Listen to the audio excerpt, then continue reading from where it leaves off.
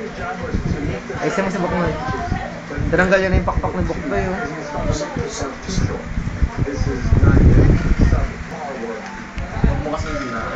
Sige, bilis, tawagin mo.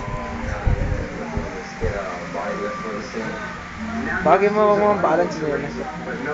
That'll make the truck look bad because it will look disproportional. I was frustrated because I'm trying to look at order parts and everything for the truck and there's so many. Alvin Bastos, isa pa.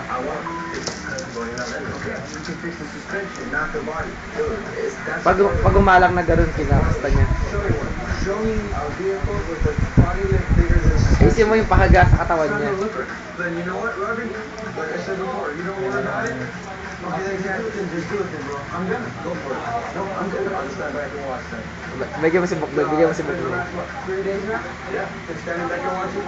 And my shot going on the ground. I'm just here to help. We kind of, I guess, clashed a little bit. Bastos mo talagang bata.